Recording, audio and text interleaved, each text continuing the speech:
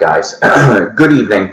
Good evening, everybody. I did go off and say that I was going to try to do a short broadcast, which is what this is going to be today.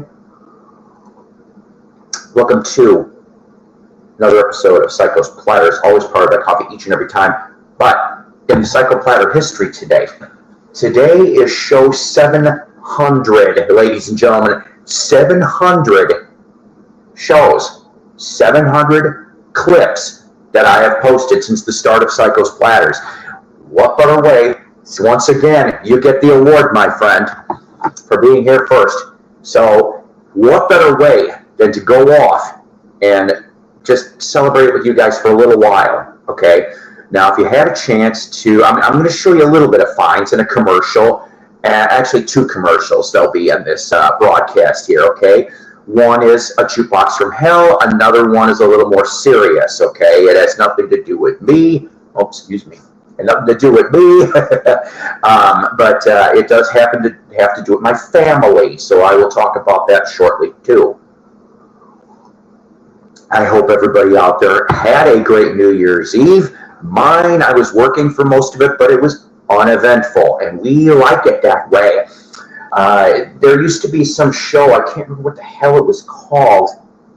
Was it Great Space Coaster? Where the puppet goes, no good news is good news. And we will take that very gladly here today. But like I said, hopefully everybody had a nice New Year's Eve. We'll talk about all different kinds of things. I'm looking at least an hour. I want to be on for an hour today, and that's probably going to be about it. So let's see here. Let's get one of the commercials over with, shall we? So, as we've discussed, and I have to apologize, there's been a slight delay in regards to my season 3 season finale episode of Jukebox from Hell. We will be investigating the Shags. That's right. This is a Rounder Records CD from the 90s.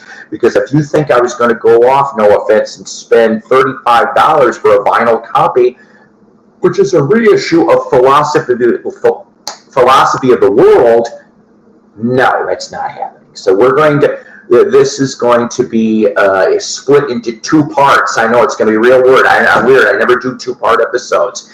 But these guys, oh my God, I can't get over some of the things that I have read and seen and heard about this. This is maybe going to be a very unique situation in Jukebox from Hell history.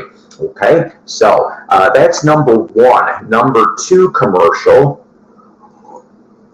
Danny, hello there. You know what? I'll tell you something. He's cool. Go sub him. In case you guys don't know, I try to occasionally guest on me, Mr. Mayo's channel in the morning. Joe Mayo, awesome person. Danny is an awesome person. And then the least of the bunch that pops on from time to time is this jackass. Yes, this crazy psychotic likes to come on from time to time when I can. But so let's talk about the second commercial, okay? Now, like I said, this has nothing to do with me, but this has to do with my grandson, okay? I normally don't, I did a GoFundMe, about September, right? And some of you guys, you were great. But this has nothing to do with me this time. So let me get to the bottom of it, okay? My daughter, Brittany, went and posted a GoFundMe today because what I really haven't told any of you guys this, because I usually try to keep my family business private. Well, sometimes. But in this case, I have a grandson who's 3.5 years old. His name is Benjamin. I'll show you a picture in a little bit here. But Benjamin, we are declaring that he has muscular dystrophy. Okay, he's got MD. There may be more things than that, but he's been improving. All right, slow and steady wins the race. That's how this works. So she established a GoFundMe. Now, why? Because, you see, he has therapy 5 times a week, and he also has several different doctor's appointments. Hello, Jeff. Several different doctor's appointments that can go as far as 3 hours away, which is Little Rock. Okay, we're 3 hours north of Little Rock. But half of the time they're locals. That's not too bad. So what I'm getting at in all of this long-windedness is this. Because Benjamin has now improved, he's been in a wheelchair all of this time, okay? But now he is going to get to be in a power wheelchair, all right? And so here's the problem. They happen to have my daughter and if son-in-law and family, okay, do have a van. But here's where the problem comes in.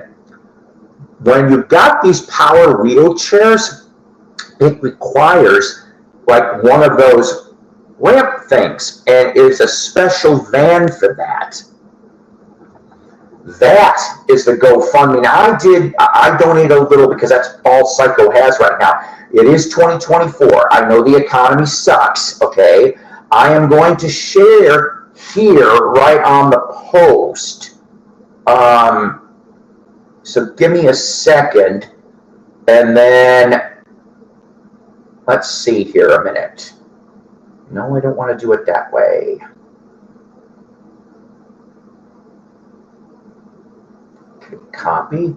Sorry, guys. Give me a second. Don't run away, please. I know some of you did already, and it's probably because some of you people might be, God, Psycho's asking for money again.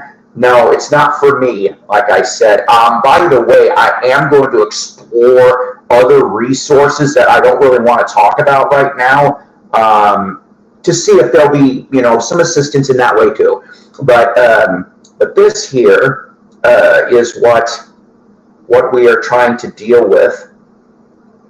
Sorry, hang on, guys. Don't run away. Please don't run away. Okay, now let's try this. So let's see. Let me type this in here. For GoFundMe donations for grandson Benjamin.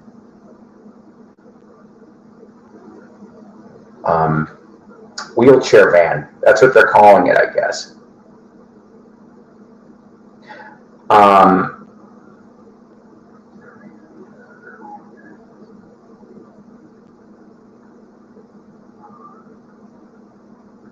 Sorry, guys, don't run away, please, okay? I'm almost done not only sharing this, but I'll get off of the topic in a minute. All right, should be rolling in right around now. Okay, good. All right, so there, that should work for you guys. Any and all donations are appreciative for my grandson, Benjamin. Oh yeah, I said I was going to show you a photograph. I normally don't do this kind of stuff, okay, but give me a second here. We're going to go to Christmas time. They got to go see Santa. And they had a real good time. Come on. Where are you? Sorry, I got lots of photographs. Lots. Lots and lots and lots. Come on already.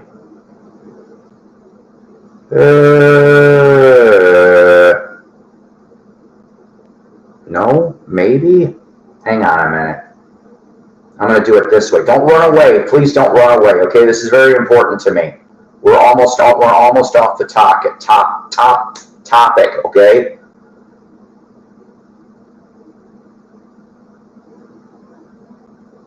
So, this is not the best photograph, all right? But, sorry for the glare. But there is so there's my 3 grandsons. Okay. We got William and Teddy are my other two, but the one in the wheelchair is Benjamin. I love him. I love them all. I love all my and so he is improving, but like I said, for him to be able to do that, just anything, guys, okay? And yes, I'm sorry, I'm going to probably be, for the next month at least, I will drop this in, okay? I'm sorry, but at least you know now in advance, okay? Okay, we're done with that particular topic for now. So let's see. Yeah. So that's what I say. Okay, so I hope, like I said, everybody's had a good New Year's Eve. Here's a couple CD finds, some from today and some from last week, which I forgot to show you. I found some very old school. These are older Beatles CD reish, but we've got the Beatles Help. That's what it looks like. You know, showing it on Parlophone and Apple. It says digital mastering, but it doesn't tell me the year. But no, I love this one. Big fan of Boston. Oh man, greatest hits. Now there was actually two versions of this greatest hits CD. Okay, now they add on the second version, I Really Had a Good Time, which was off of the 2000 album Corporate America. Not a big fan of that whole album, but Corporate America and I Had a Really Good Time are probably my favorite tracks off of that. Okay, so then today, Goodwill find, Split Enz True Colors. Yes, I love me some Split Enz, okay? And of course, this is the one that's got I Got You. Let's see, was there anything else on here? I don't know. Something tells me there was another single off of here, but for the life of me, I don't know. And no, the CD isn't laser etched. Oh, okay. Well, yeah. You see, so you know how Boston went 6 or 7 years between albums because you've got what? You went 78 was Don't Look Back, right? 78, yeah. Don't Look Back. 8 years later, you've got in 86, you've got Third Stage. Then 8 years later, 94 was Walk On, right? Then 2000 was Corporate America. Small label, by the way. That's kind of when they lost their big label status, was for that. And then your next album, which unfortunately Brad was already dead already, was Faith, Hope, Love, which Brad's on there, but it's sketchy, very sketchy on that. All right, as everybody knows, I love wrestling. I'm into wrestling. But how about some Mick Foley? Have a nice day. Hard Knocks and Cheap Pops. Yes, Hard Knocks and Cheap Pops. And DVD Extras, a hand-picked collection of Mick's all-time favorite matches. Let's see here. We got Al Snow, Rock and Sock Connection. Remember that one? Cactus Jack Returns, Royal Rumble 2000 Street Fight, No Way Out 2000 Hell in the Cell, WrestleMania 2000. Commissioner Foley's here, the Cheap Pop story, Edge and Christian with the Commissioner. Stephanie McMahon Helmsley, Commissioner Foley's Agenda, the Commissioner as Enforcer. Foley versus Stone Cold Steve Austin. Foley versus Mr. McMahon, and the Legacy of Mr. Foley. Yes. So, could not pass that up for $2.99. No, just couldn't do it. And then lastly, for only $1.99, I thought this was cool. I didn't even know that he wrote this book. Now, I'm trying to think what year this is. 09, okay? The New York Times bestseller, My Boring Ass Life, The Uncomfortably Candid Diary of Kevin Smith. Look how thick this sucker is. I cannot wait. I love Kevin Smith. I think he's cool. I would love to meet him and Jason Mewes. Jason Mewes is on the convention circuit, I guess. Oklahoma and Texas. I know he's going to be making appearances if you live in those two states. But so that's the finds today. That's all the finds. Let's see. What about you guys? Did you guys come up with anything interesting? You know, like any finds or concerts you're going to be going to in the next, I don't know, 2 to 3 months. I got possible schedules of concerts that could be quite interesting. I found out that January 20th, a free concert at Cherokee Casino, West Siloam Springs, Arkansas. So if you live near the Arkansas-Oklahoma border, I would behoove you to go check this out, because the free concert is, I'm going to have to eat some cherry pie before I go. Warrant, that's right, it's Warrant. Now, Warrant's going to do a free show, which I think's badass. Now, I have a complete, well, minus Channy Lane, rest in peace, a complete band-signed cherry pie CD, okay, that my good friend Chase sent me from the state of Michigan from this summer when he saw them and Quiet Riot, when Rudy Sarzo was in the band. I don't know if he still is. I thought I heard he left. I could be wrong on that. But, because Rudy goes everywhere. He does. So, yeah, so January 20th is Warrant. And then, let's see. I thought, you know, there's 4 original members that are still in the band, but only 3 of them, of the 5, obviously, because Channy was the other one, 3 of the 5 are going to be touring. Okay, bassist Jerry Dixon is sitting this one out. They're replacing him on the tour with Robbie Crane. Now, if that name sounds familiar to you, good for you. But if not, he's been around since about the early 90s, bass player, you know. And but his main band that he was in was Rat. He was in Rat for 3 albums, Collage and another one after that, and then Infestation, which is 2012. That was the last Rat studio album to come out here in this rat cage. Anyways, you know, and of course, if you play those CDs, they go round and round. That's right. Ooh, okay. So, yeah, so 3 original members, Robbie Crane on bass, and then Robert Mason, who has been the lead singer since 2012. Obviously, because, well, Channy died in 2014, and the last time he was with Warrant was 2011 for a couple months, and then he left again. So Robert Mason was the singer of Lynch Mob, okay, if you remember Wicked Sensation and all that other fun stuff. That, you know, so Mason is the singer and has been for, will now be 12 years. So I'm trying to gather up appropriate CDs, because now that I know where the artist's entrance is to go load and unload, hopefully Mr. Psycho can get some autographs, maybe. That would be nice.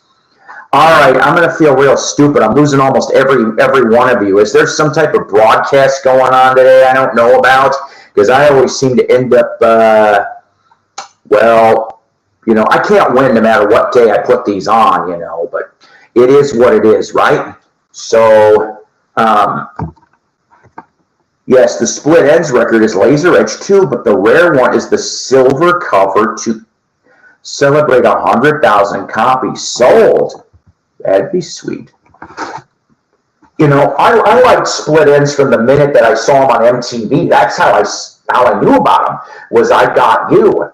You know, was the big one for them always. But I had that album on vinyl, laser etched. I still might, actually. That one was called Wayera, right? Wayera, I think, for that album. But I like the album after that, too, which they used to play Dirty Creatures. That one was a really catchy little sucker. of a number. I'm really invisible, camouflaged by the background. Now, you know what you just said there, and I'm glad to see you. It reminds me of Over the Hedge, where that was the hedgehog. He's like going backwards into the hedge. Homer Simpson did the same damn trick too. That was funny.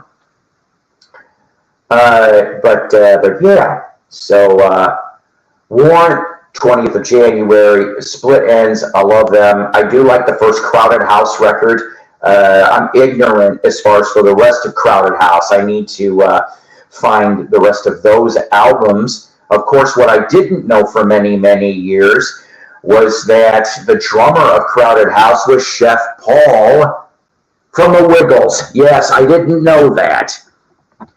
Yep, it's a Field of Dreams thing. You know, I want to go out there. That's one of the few excuses that I want to go out to Iowa so I can go see the Field of Dreams. I would love to, you know, my legs aren't too good. I mean, they are, but I don't know if I could, you know, I could maybe gallop to first base. I would love to be in an inning of a game. That would be fun, I think. And then mid-March, there's going to be another interesting concert coming to Fayetteville, Arkansas, at a venue called JJ's Live. Now, if you live in the Tulsa area, they will be in Tulsa the day before that on the tour. The opener is Vandenberg. If you remember your 80s hair metal, I remember MTV always had Burning Heart. That was the song. This burning heart of mine. Anyways, that's how it was. That's how it starts. I kind of wanted to drive to Northwest Tennessee next April to see the eclipse, but oh boy. But yes, but a fair. So wait a minute, though. If this oh, here we go. Here comes the bad pun. So are you telling me this could be the total eclipse of the heart? Oh. When shit hits the fan. Didn't they do that in Airplane? They showed that in the movie Airplane, or what was supposed to look like shit. That was kind of funny, that scene. But, so let's see. So Vandenberg, it's just Adrian Vandenberg. He got the name back. Yeah, there was a lawsuit back about 10 years back for the name. Because the rest of the band took it. They thought they had the right to it. I'm like, what the hell is this nonsense? Oh, God. Come on, man. Anyways, so Vandenberg, new album. He's got a new band, too. The lead singer, at one point or another, sang for Yngwie Malmsteen. So it's a limited edition green vinyl, and you may want to check that out. The headliner is Jeff Tate from Queensryche. That's right. And I missed Jeff Tate when he was here a couple years ago. He was at a smaller venue that I didn't have the money at that time, but hopefully I'll have the money to scrape up to get a decent ticket to see that. He also is doing meet and greets, $100 before you go. Some of it does go to a veteran soldiers charity. Okay, I don't know how much, but if I can scrape it, I'll come up with it, because I've got. Let's see, I've got Rage for Order and The Warning on vinyl, and I would love Jeff to sign those. And of course, I'd have to get his new CD before I'd meet him, because that's what you do when you go to concerts and you love artists. You try to get the new stuff. See, that's the thing. When I go to try to meet these musicians, and I'd say my success rate is 75%. Okay, 75% of the time, I walk away with at least one band member's autograph. Usually, okay. I've been musically cock-blocked before. Dusty Hill. Not Dusty Hill, Frank Beard from ZZ Top. We won't even talk about that story. I still feel screwed about that one. But so the thing is that you just, you be polite, you be courteous, you be kind, and you bring the latest musical project that the artist has done, so that they kind of know that, well, you're not just all in it for the old days.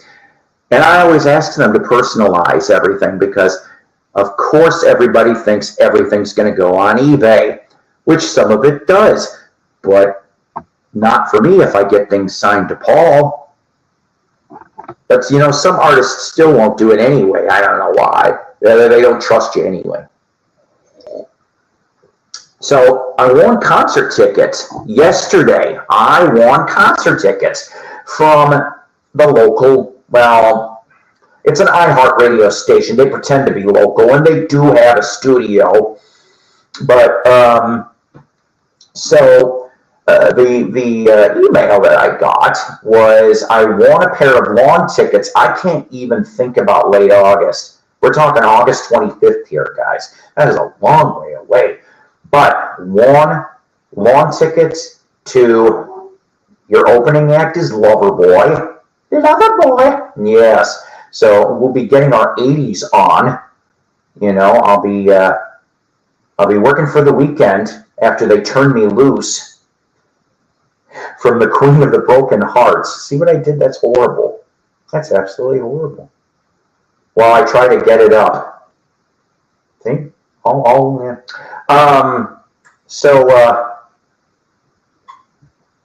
While being notorious. There's something wrong with me. Anyways, so that's the opening act. And by the way, it's all original members except for the bass player, because Scott Smith passed away in a very not so nice way. It was a boating accident, and I don't think they ever recovered his body. Seriously. And so they just, after 2007, because I think it's 7 years, you got to wait 7 years before you can be declared legally dead. And I think it was 2007. Could you imagine if he was still alive for some reason? But I don't think so. You're talking 23, 24 years later. Wackadoo, wackadoo, wackadoo. Didn't Tony Randall do Wackadoo? I had that album, by the way, a long time ago. It shows him with a megaphone. Made me laugh. No, not a Jimmy Hart megaphone, but a Rudy Valley kind. Remember Rudy Valley? Never mind. You know what, Mike? I should tell you something else too. There is a Kickstarter campaign for a Laurel and Hardy book that's coming out in the spring. And believe it or not, depending on the reward level, there is some in the book there's unreleased photos, but there's a DVD that is included in some of the Kickstarter packages that has previously unseen clips. So that could be fun. Okay, I'm glad you're here. Seriously, I was going to reach out to you. George, look, I'm sorry, I wasn't ignoring you. Like I said on Mayo's show this morning, I have 4,200 emails. I tried to look for you. I can't find it. And I cannot remember. Don't post it here, okay? I tried to look you up in a search bar, and nothing came up. And I know dang well I got emails from you previously. But yes, same location. I'll probably be here at least another year at this location. I can understand that. I remember we were discussing about that, Danny, and I wish I had answers. I just don't. So, yeah, exactly. I don't know what these clips are, and I apologize. Maybe if you want to look in the Google search engine under Laurel and Hardy book Kickstarter, and maybe you can come up and find it. Because like I said, there's levels, and some of them are expensive and some of them are okay. This book is coming from Europe, by the way. I want to say the UK is somebody making it. Thank you. No, seriously, thank you for being patient with me, okay? But yeah, so If it's indoors, wear a mask, Danny. If it's outdoors, just bring sanitizer. I understand, though, why Danny says what he says, though. But I get it. It's nice that people help. So that was the opener. The headliner, I am looking forward to very, very much. I am curious to see how this is going to play out. It is Sammy Hagar in the Best of Both Worlds tour. You have Sammy, of course, tag along the kick-ass bassist Mike Anthony. So you have half of Van Hagar, of course, Joe Satriani on guitar, and Jason Bonham on drums. This is going to be a cooker of a concert, and I cannot wait for Sunday, August 25th, 2024. Me and my executive producer, Donna Jo Catlady, are trying to win John Waite Styx Foreigner tickets. They will be coming here. Also, in the summer, I would be more interested in seeing John Waite, of course, singing Babies, solo, Bad English. Although I like Bad English, damn it. I don't know if you guys ever bought that first album at least. They had a couple of good damn songs. I mean, let's face it, John Waite with 3 members of Journey, pretty much, in that lineup. And I thought it was a damn good record. What most people don't know about, and eventually, yes, this probably is going to be a Jukebox from Hell episode, is the second Bad English album, Backlash. And when I met Dean Castrovano back in the mid-'00s, that's one of the things I got him to sign. He looked at me and said, "Oh my God." He goes, "This is probably the first time I've ever autographed the second album." I'm like, "You're kidding me." And he goes, "No." He goes, "Usually if I'm signing anything, it's that first album, which I don't mind doing." He says, "But that's too funny that you bring that." And I told him the truth. I said, I got it for $1 on clearance from a record store. He chuckled on that and proceeded to tell me I spent 99 cents too much. As Thurston Howell might say, "Well, Robbie, I can't stay any longer. I must needs turn my attention to the electronic eye and Lovey. Gilligan, come in here with that banana hammock. Banana hammock underwear. Oh, yes. Rub me with coconut oil." Oh, the unreleased episode of Gilligan's Island. Marianne and Ginger get it on. They're the original Scissor Sisters. Oh, that's horrible. Oh, God. We won't even talk about the 3-way that the Professor, Gilligan, and the Skipper. There's a reason why he's called the Skipper. God, I'm awful. Bahamut. I am so far out I'm in, ladies and gentlemen. But yeah, so Loverboy and Sammy Hagar, I'll be looking forward to that. And so yeah, Bad English, Styx, I don't mind seeing those last couple albums. Mission and Crash of the Crown, hell of a records, I'm telling you. They all went back to proggy type roots. I was very pleased. Although, saying that, I noticed a little bit of a difference between the Mission and Crash of the Crown. James Young does not have a song co-write. And, I mean, yes, he plays guitar, but you barely hear him on the record as far as for background vocals. He doesn't sing a lead vocal on any track on here. And I'm like, what the hell? Are they trying to kind of push JY out? I hope not. That would not be fair. Don't get me wrong, I like Tommy, but, he was not an original member. He's a classic era lineup member, yes. But, I'm like, and believe it or not, I don't know if you people know this, but allegedly in the late 80s, 87, 88, I think it is, Tommy Shaw needed, like everybody else, and supposedly sold his share of sticks back then, okay?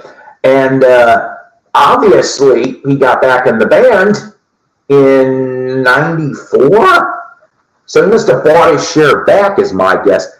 Hi, Dwayne, how are you doing? So, yeah, so I don't want to see Foreigner. Okay, I saw him in 05 with Jason Bonham on drums and Mick Jones. I keep hearing Mick isn't on this tour, or he only does select dates, and I'm like, you know what? I understand if you're sick, okay, and you can't do it anymore.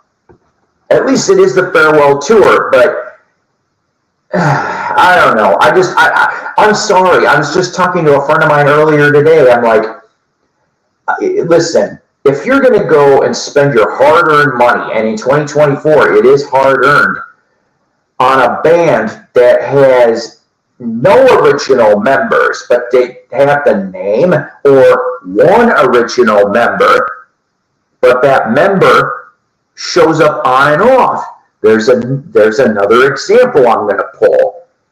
The Guess Who, Gary Peterson. He's the drummer, and he's an original member.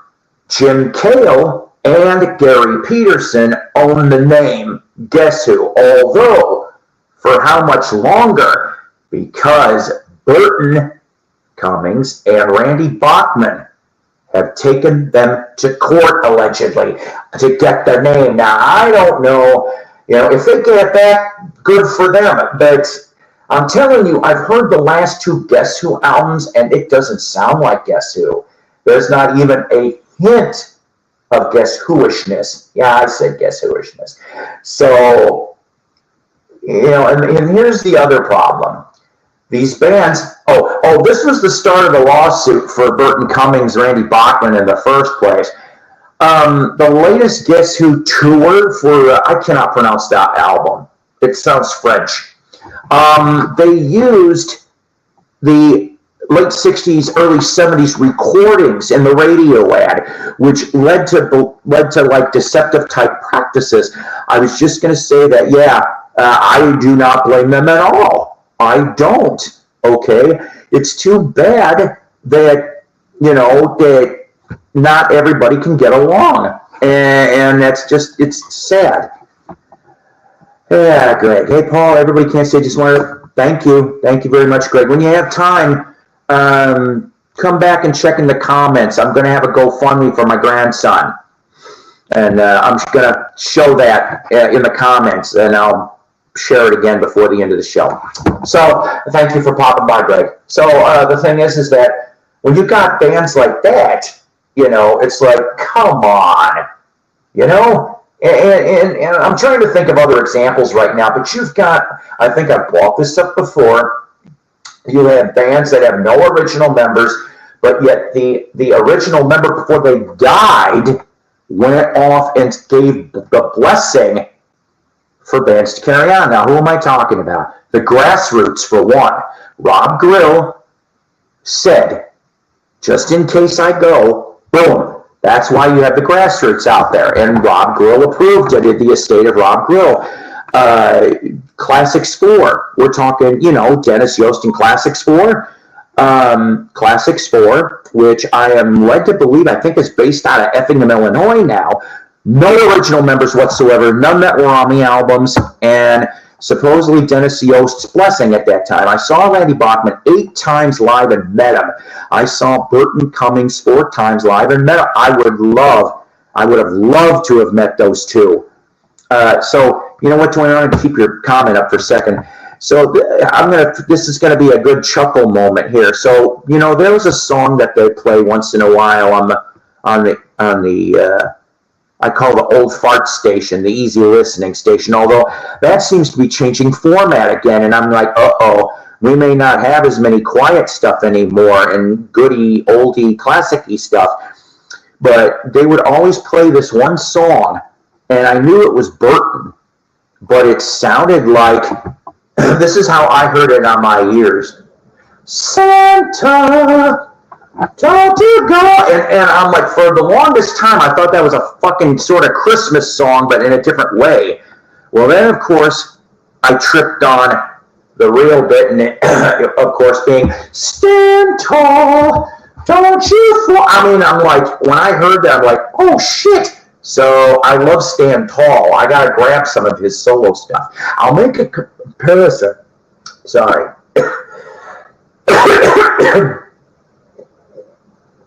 That's a good comparison. It's like giving someone food and calling it cabbage rolls, but there's no cabbage used. It's not the same. That's right. Now listen. If a band is going to go off, because I know that in, I think it's like 25 states or something, there is the Truth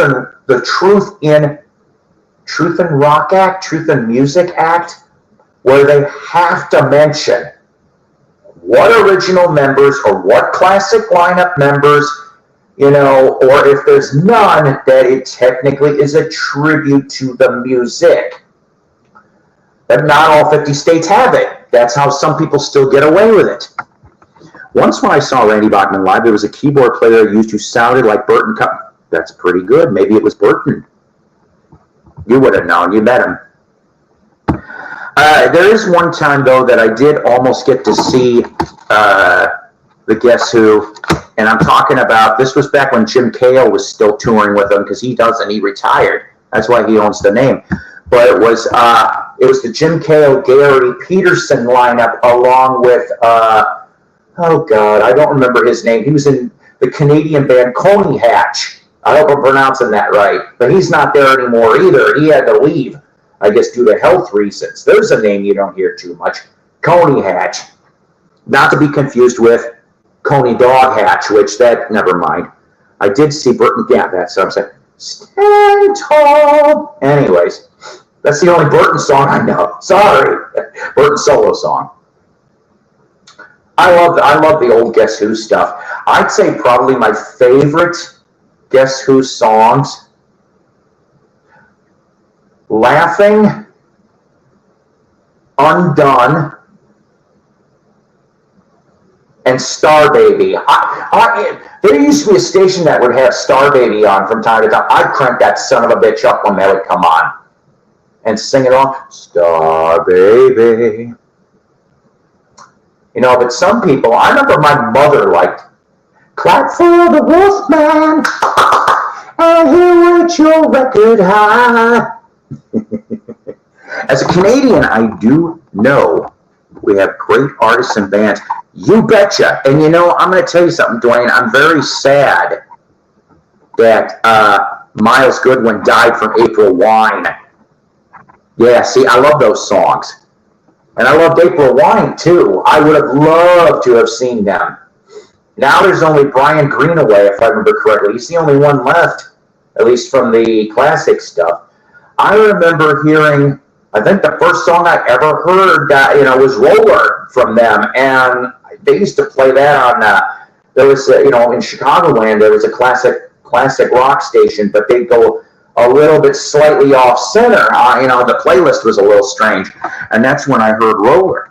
See, I would have loved to have seen April Wine. Hey, Dwayne, do you have any idea when? I'm just curious. I'd love to know if you saw them, like, in the late 70s, early 80s at least, or something. I've got a couple of their, I think, 90s releases. And I even found, I thought this was kind of cool. I found this at a Goodwill for like $2. It was April Wine, King Biscuit. So it was a for King Biscuit. Penny Lane, how are you? As Joe would say, Penny Lane is in my ears and in my eyes. Within the last 20 years, okay, so you did see him with at least Miles and maybe Jim Clench and Cherry, oh my God, what's his name? The Ball Drummer, who originally was in Here We Go. Only Canadians really are going to know this one, Masha McCann. And I'm like, I know you're probably like, most U.S. people don't know about Masha McCann. I actually had that LP, but I think I gave it to somebody. They cut one album on Epic, Masha McCann. I hope I'm pronouncing that right. You're welcome. You're absolutely welcome. I'm glad to have everyone here. That is a fact. See? Yeah, we got Danny going over there. But yeah, April Wine, I would have loved to have seen that. I still think that nobody really plays it anymore, but the one that always gets me chuckling is If You See Kay, Tell Her I Love Her. If you see Kay. I'm just like, well, they played that on MTV, and I spit out my fucking coffee when I heard that the first time. I'm like, oh my God, they got away with this. I can't believe they got away with this. But of course, so here I'm going to tell you a psycho memory from when I was in high school, okay? Now look, I'm ashamed to say this. Oh, these eyes. I love that song too. So high school memory. They would have something called Snowball, when they would go off and change. It'd be slow song and they would change partners. And I just remember, because I didn't have a girlfriend in high school. I didn't. I tried. I didn't have a date till my senior year prom. Isn't that pathetic? You want to know why? Because they all said I was too weird. And they maybe were right, but to them I go, fuck you!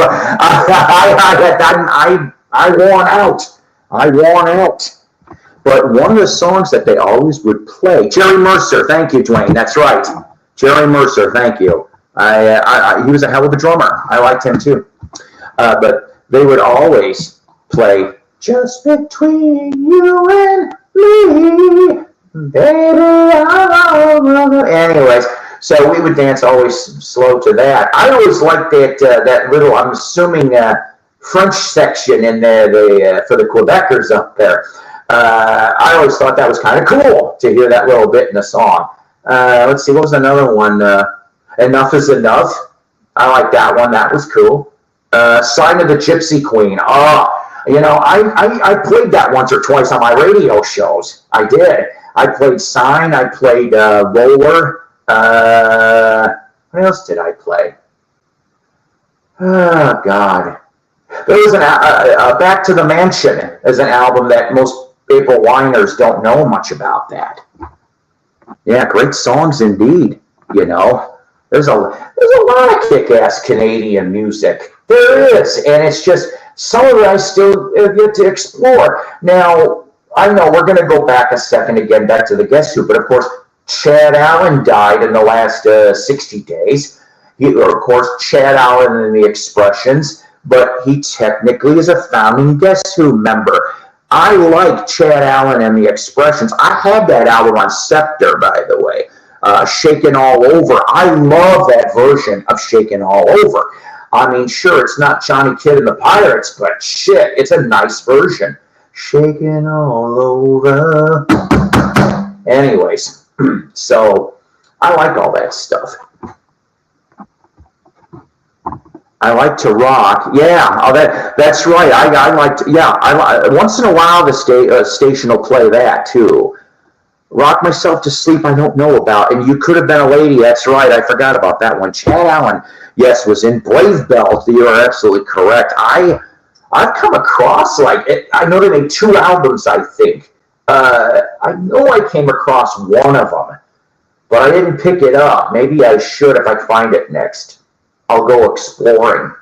Maybe I'll dig Brave Belt. I don't know. Brave Belt is your in-between between Guess Who and Bachman Turner Overdrive. That's right. Which I like Bachman Turner Overdrive. But I'm going to tell you something.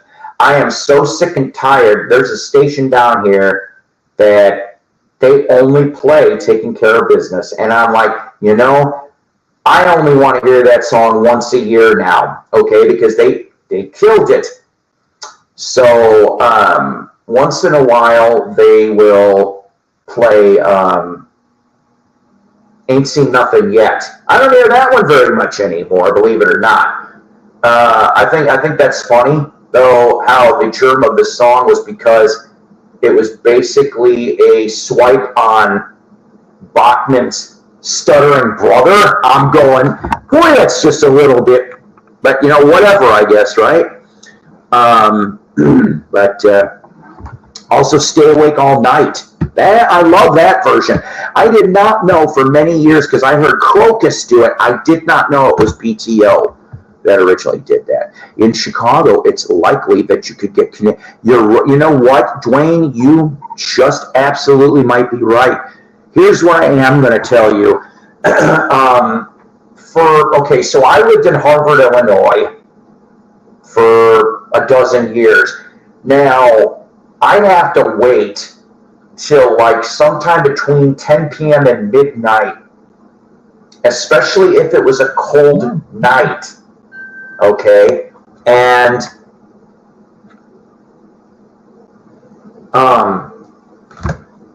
I would be able to pick up Chum Radio. Yeah, back when they were oldies before they died. I got to hear that. Also, and I don't know if it's Chum Radio, but maybe it was another one, but sometimes, now the Chum Radio, for some reason, I like to pick that up in my car. Now, there was another radio station that I could pick up, and all I knew was the weather was like, this is the CBC Radio Broadcasting Network. Tonight's weather, and it was in, of course, Celsius, which I'm like, oh great, now I gotta get my fucking slide rule and protractor out to figure out how cold it is up there in the near Arctic. I'm being facetious, obviously. Did you get CKLW?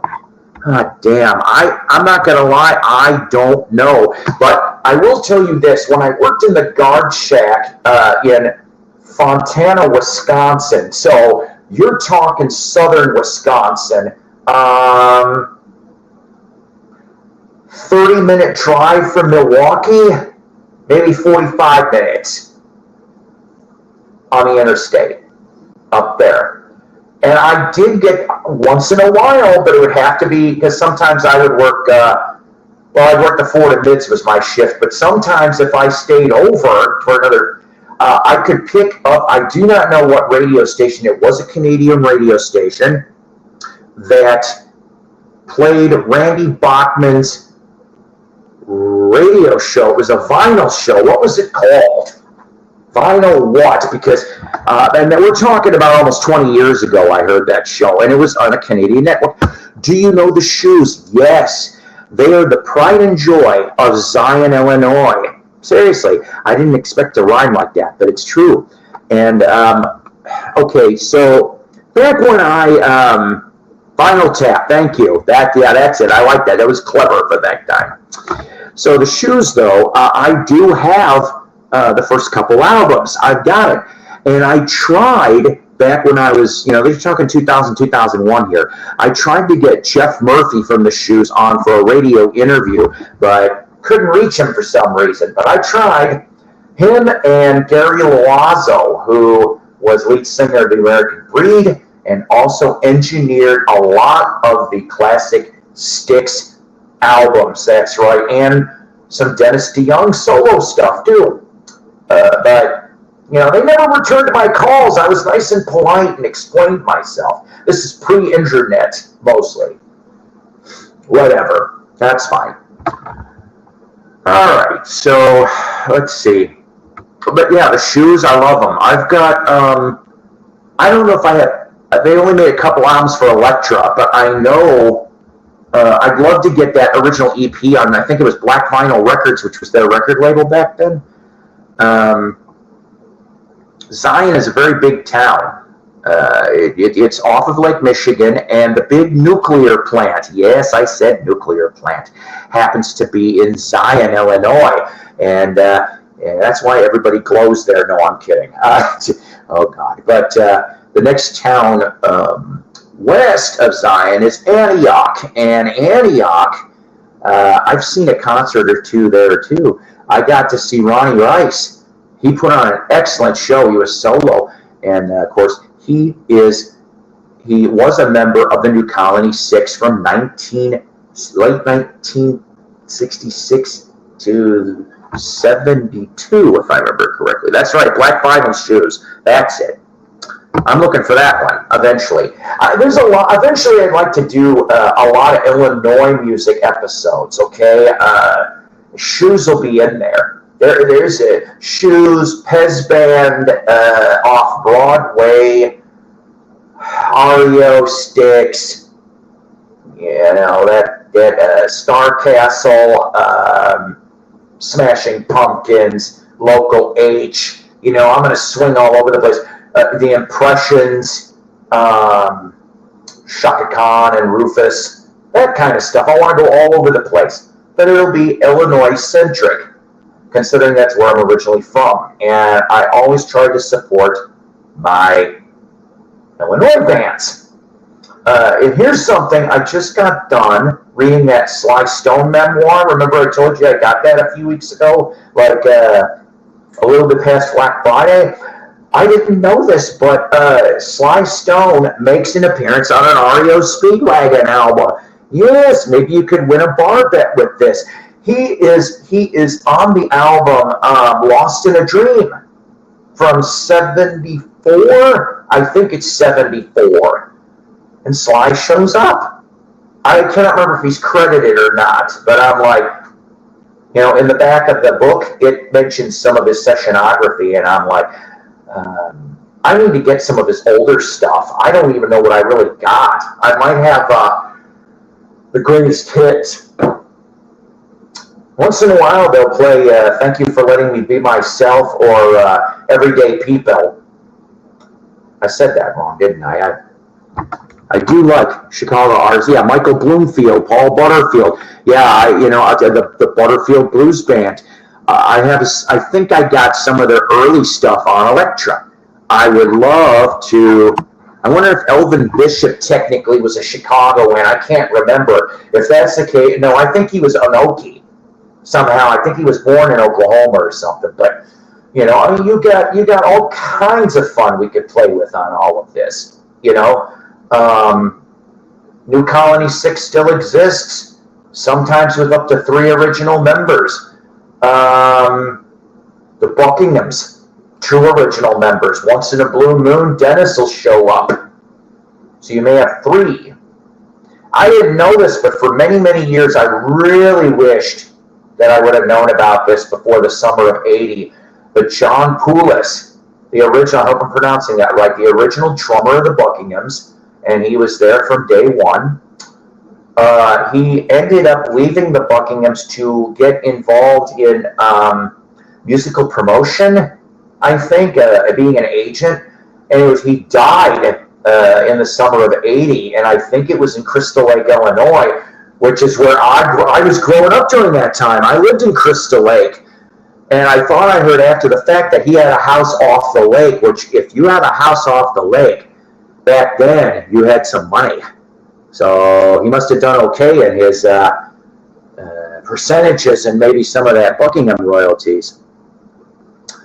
Elvin Bishop was born in, California, lived in Iowa, I think, on a farm, and also lived in Okie. Saw him 3 times live and met him. I would have loved to have met Elvin Bishop.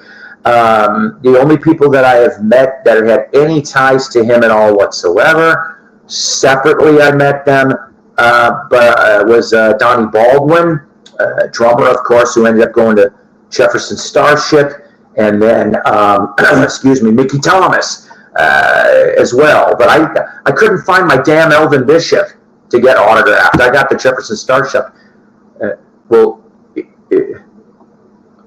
Okay, you know what I mean, Danny. You know what I mean. Do you know what I mean? Oh, do you know what I mean? Anyways, Chicago artists are great. So is Chaka Khan. The original lead vocalist for, I hope I'm going to get this right, Paulette Williams, I think, was the original vocalist for Rufus before Chaka showed up. And of course did my favorite song, Tell Me Something Good. Tell me. I love guitar picks. They're fun. Like I said, the last guitar pick I got was Steve Lukather from Toto when he was playing with Ringo in 2017. That was the last pick I got. For guitar-wise, anyway. But, yeah, Elvin Bishop, most people go, oh, the fool around and fell in love guy, but he did a lot more than that. It's not fair that people don't explore his catalog too. You know, there's a lot of untapped, undiscovered stuff. So let's see. I'm about ready to almost wind this down, but let's talk about a news item that dropped today, actually. Had to do with Grand Funk Railroad. Now, Bruce Kulick, whichever it is, has left the band. His last concert was 2 weeks ago, and he was there for 23 years. 23 years playing guitar for Grand Funk. Now, he had I didn't know this until I started reading the interview, that he and Eric Singer met Don Brewer in the early 90s. And that's kind of how he got the connection to eventually into Grand Funk after Don and Mel allegedly screwed over Mark Farner. I'm just saying allegedly. Something tells me that's exactly what happened, but who knows? And here's the thing. So for 2 seconds, I got excited, thinking, oh, hell, if he's leaving, and he left amicably, by the way. There was no bad juju. I said, oh, hell, maybe Farner's coming. No. Because he says later in the interview that there is a younger guitar player, but he was formerly in a band, whoever this guy is, because he didn't mention a name. And he was kind of showing him the ropes those last couple concert dates. So, new guitar player in 2024 for Grand Funk Railroad. I just kind of wish that the bullshit would get put aside and those three could get back together, but I don't see it happening. I think, even though Mel screwed him over too, I think Mel, though, actually is kind of like the in-between. I think he probably could at least get Mel back. Mark could, but I don't think Mark and Donnie, it'll probably be like this now. And I mean, from what I'm told, it definitely was like that since the 70s. But, whatever. All right, so before we depart for the day, I apologize. I'm going to do this one more time in the broadcast, and then we will finish that off for the night.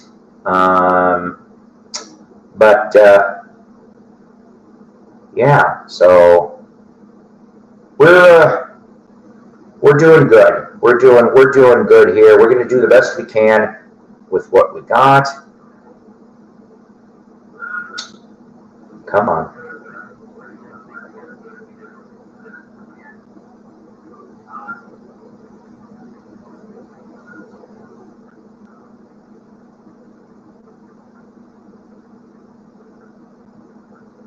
So this is what I'm typing, of course. For my special needs grandson, a wheelchair van.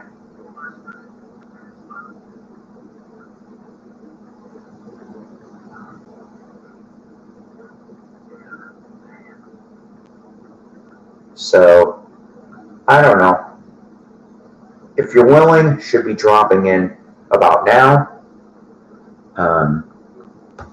Like I said, I know 2024 is, I know it's going to be a rough year still, okay, but like I said, Benjamin, I love him, 3.5 years old.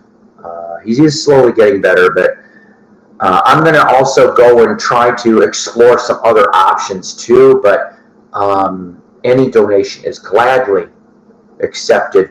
This, like I said, is for my daughter, Brittany, and she posted this GoFundMe. Yeah, I have nothing to do with this GoFundMe other than I am blurting it out. That's it. So, guys, I love you. I appreciate your patience and kindness and putting up with this old fucker here, okay? Because I know that I can be a pain in the ass sometimes, whether I mean to be or not. So let's see. Like I said, between now and Saturday, we will have part 1 of the Jukebox from Hell on the Shags. We will go from part one will be from the forming of the band all the way to the recording and the release of Philosophy of the World. Part two will be everything after that. Yes, there's an after. I didn't know that till I did some research. In fact, the Shags on and off continued till 2017. Yeah. So, all right, guys. Once again, I love you. God bless. Rock on. You take care. Always powered by coffee each and every time. That's the Mighty Psycho promise. Once again, to my audience, thank you. Together, we have now gone, this is the 700th show. 700, guys. How about here's to another 700? I don't think I'll live that long. But here's to, we made it through 700 shows, guys. And please like and subscribe if you haven't yet. I do know that I could have sworn I saw a whisper of Rob Walker vinyl tag already for 2024. I might look at it. Maybe I'll participate. Maybe I won't. I liked last year's. It was a little long, though. I think 20 questions is a bit long. Should be 10. That's just my opinion, though. All right, guys. Take care. And thank you. And have a great weekend coming up.